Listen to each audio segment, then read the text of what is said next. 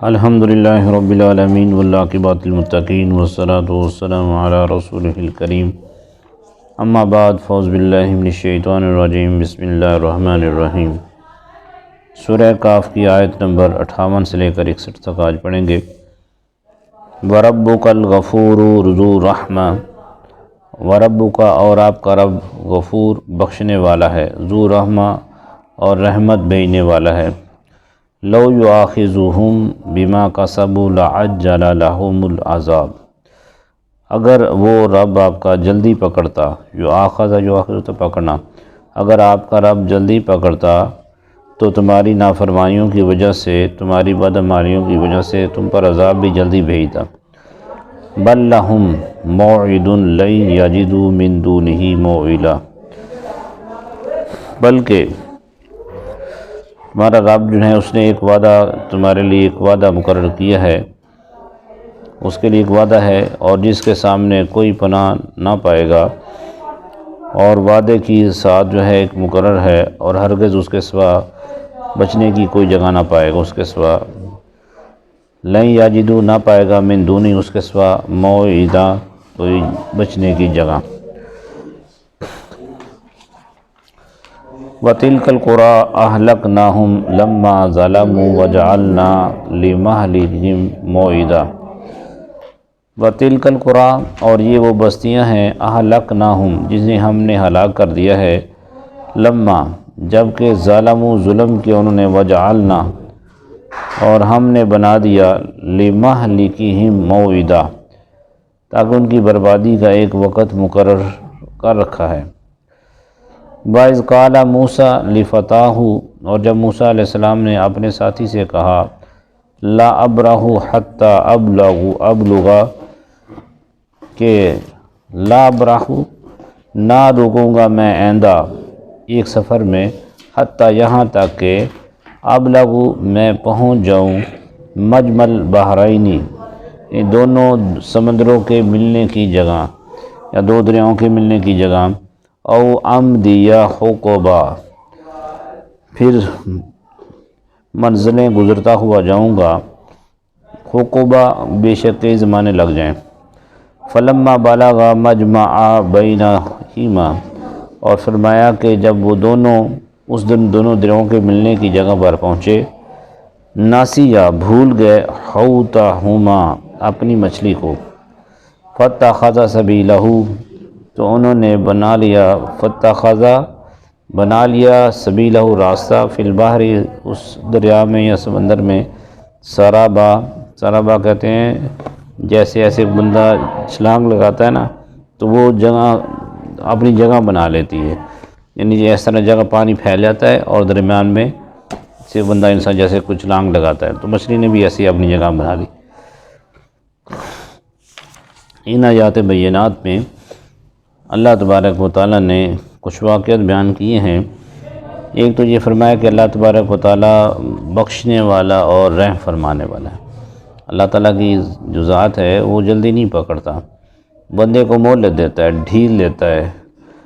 اور فوری نہیں پکڑتا۔ اور فرمایا کہ اللہ تبارک و تعالیٰ اگر جلدی پکڑتا ہوتا تو پھر تمہیں جلدی عذاب دیتا، لیکن اللہ کی شان نہیں ہے کہ اللہ تبارک و تعالیٰ کیونکہ غفور الرحیم ہے، وہ بخشنے والا ہے، معاف کرنے والا ہے، وہ یہی چاہتا ہے کہ بندہ مجھ سے معافی مانگ لے، میں اس کو معاف کر دوں، اور وہ رحمت والا ہے کہ اس کی رحمت ہر چیز پر حاوی ہے، اس لیے اللہ تبارک و تعالیٰ عذاب کے اندر جلدی نہیں فرماتا، بلکہ ایک وقت ایک ساتھ ایک گھڑی مقرر ہوتی ہے، اور جب تک وہ آ نہ جائے اس سے پہلے اللہ تبارک و تعالیٰ کسی کو نہیں پکڑتا۔ تو فرمایا کہ یہ جو بستیاں ہیں، وَتِلْكَ الْقُرَىٰ أَهْلَكْنَاهُمْ اور یہ جو بستیاں ہیں یہ جن کو ہم نے ہلاک کر دیا ہے، یہ کوئی ایسے نہیں دو چار دنوں کے اندر ہلاک نہیں کر دیا، بلکہ ان کو بھی مہلت ملی تھی۔ انہوں نے اللہ کی آیتوں کو جھٹلایا، اللہ کے نبیوں کو جھٹلایا، ان کی جیسے قوم عاد تھی، قوم سمود تھی، قوم لوط تھی، یہ وہ قومیں تھیں جن کو اللہ تبارک و تعالیٰ نے ان کے ہی گناہوں کے سبب ہلاک کر دیا۔ لما ظالموا جب کہ انہوں نے اپنی جانوں پر ظلم کیا، وجعلنا لمہلکہم موعدا تو ان کی دنیاوی ہلاکت کا بھی ایک مقرر وقت تھا، اور یہاں یہ پچھلے واقعات اور یہاں سے نیا واقعہ شروع ہو رہا ہے موسیٰ علیہ السلام اور خضر علیہ السلام کا۔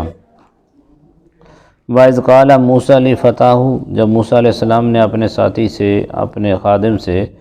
یہ کہا کہ طے یہ پایا تھا کہ جس وقت موسیٰ علیہ السلام